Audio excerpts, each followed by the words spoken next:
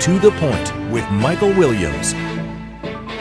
Good morning. We focus today on a few of many key issues before Florida lawmakers this year. One bill being fast-tracked involves permitless carry. No permit or training needed to legally carry a firearm. Another issue, universal choice, state-funded vouchers any parent could use for private schooling.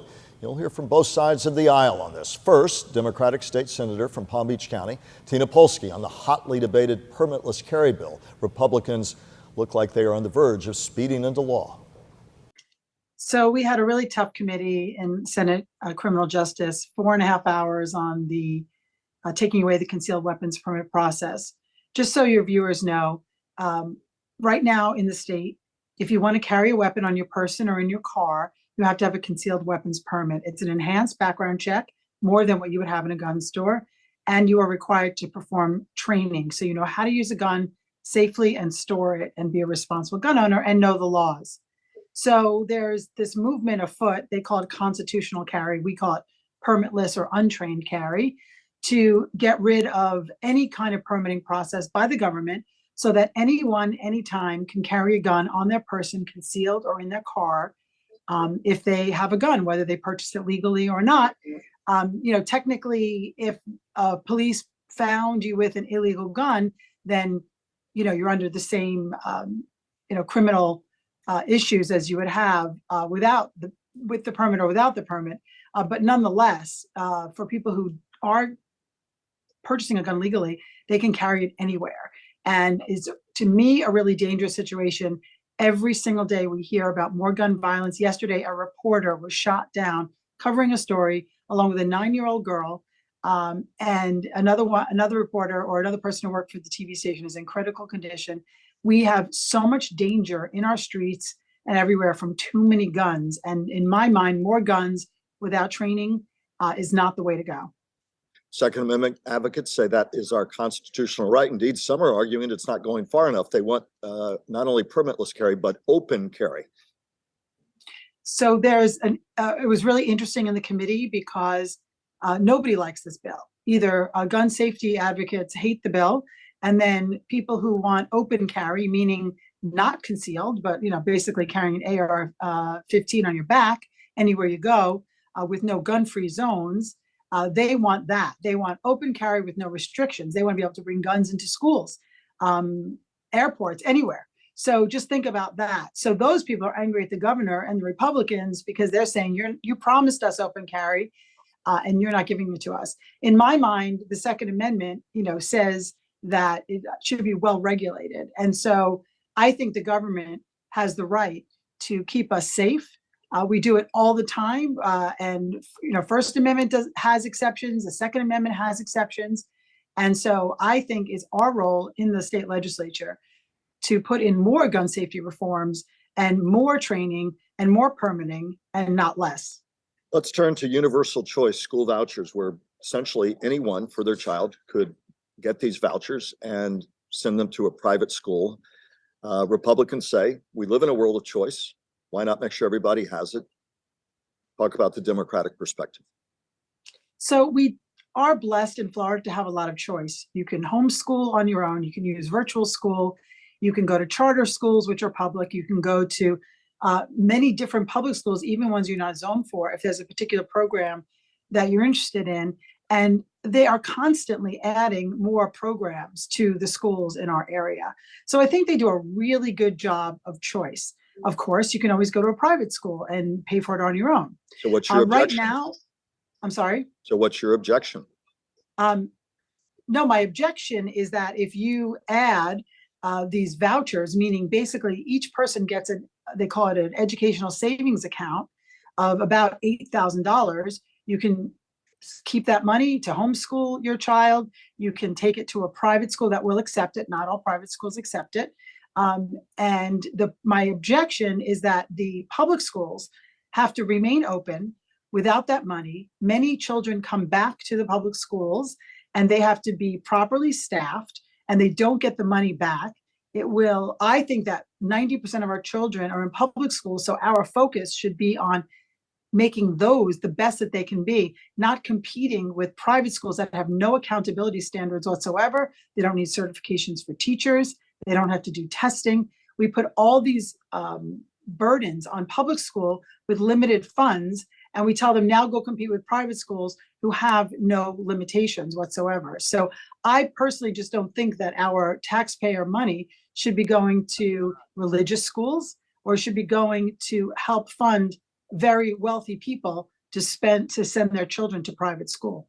In our brief time remaining, what else will be top of mind for you, for your constituents this session?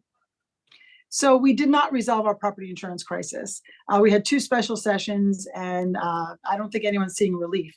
We also have hiking car insurance now, rent, of course. One good thing, because I'm usually the bearer of bad news, but I want to say that we are going to pass a housing affordability bill, which is really positive to help really incentivize builders to build workforce and affordable housing. So that actually will probably be voted on in 2 weeks when we open session. So that's one good piece of news coming out of the Senate. But otherwise, I think we need to keep working on property insurance. I am filing a really good bill to increase the mediation program for property insurance.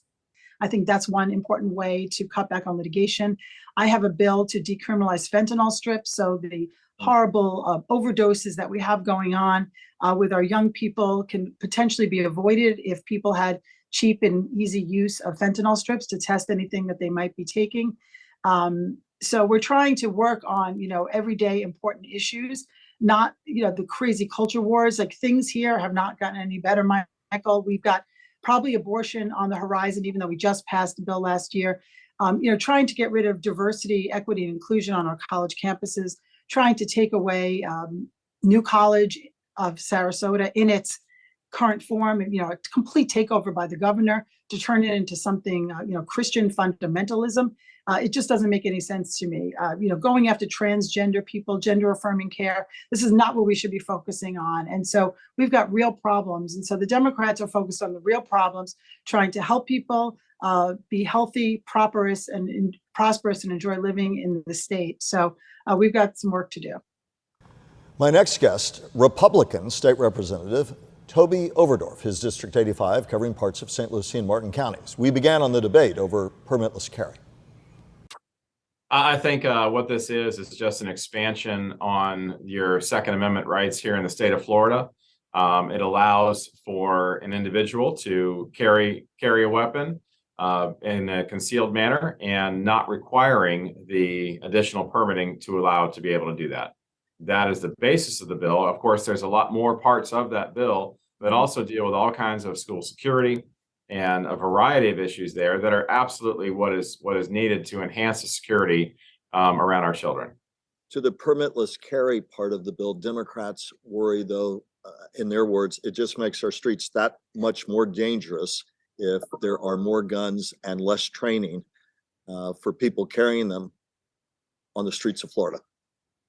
Well, what I would say to that is that criminals will be criminals, and a majority of the instances where we have gun-involved crime are areas that are associated with places that we aren't allowed to carry a concealed weapon into anyway, whether it be a bar, whether it be in other areas, and those are some of the things that I would look at. That we are already having crime across our state.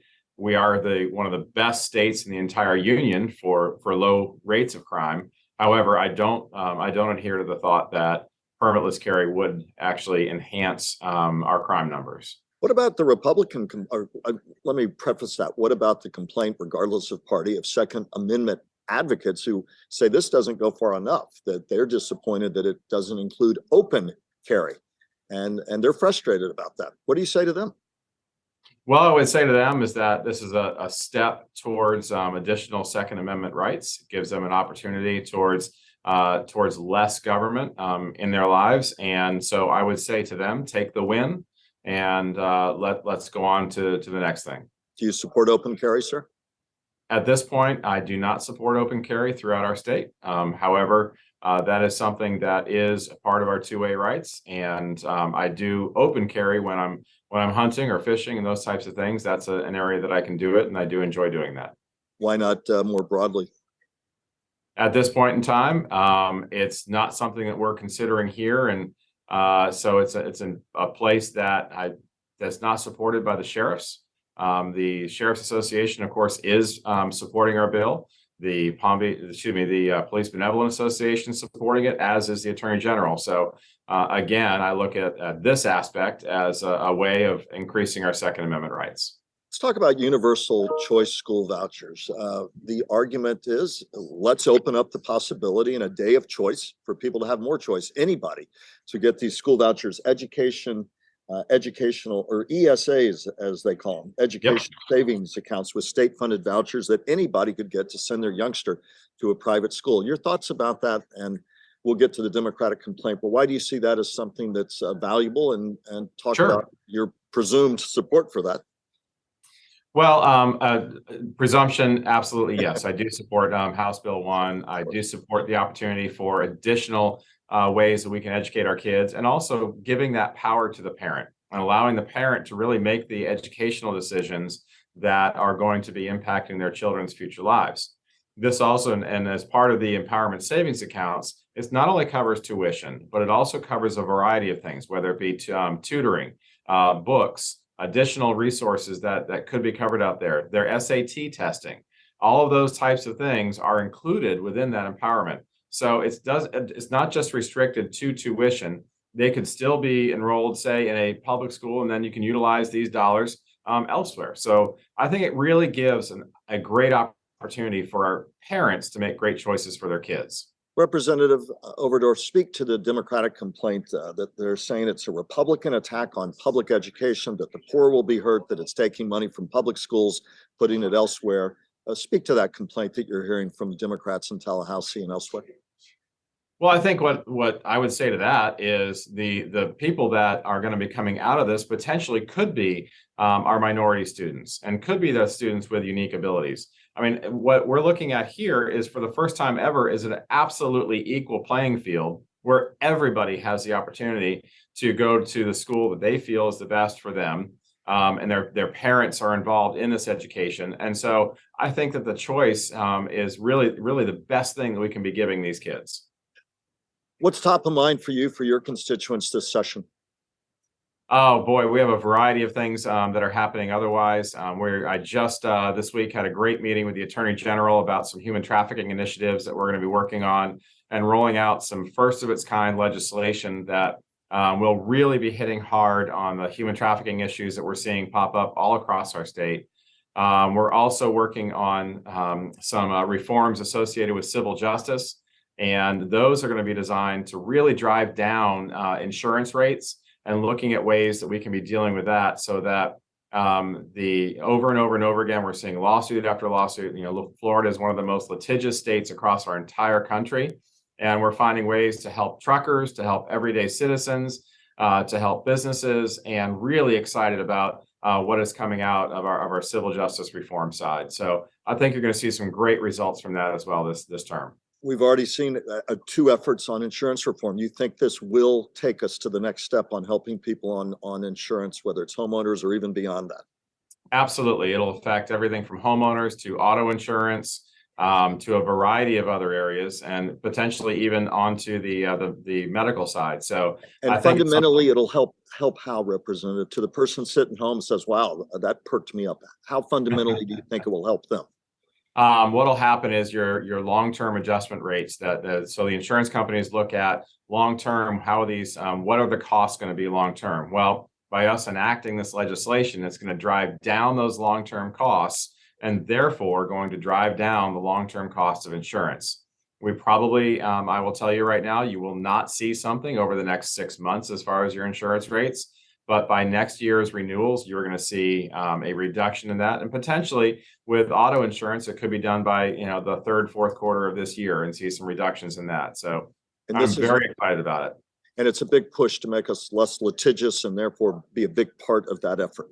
Am I correct? Most certainly. I mean, when we have something like on the order of between 70 and 80% of all homeowner lawsuits are happening here in the state of Florida. Gosh, that's just insane. So this is a way to lower that, and therefore lower our overall insurance rates as well. The Roundtable with Brian Crowley next.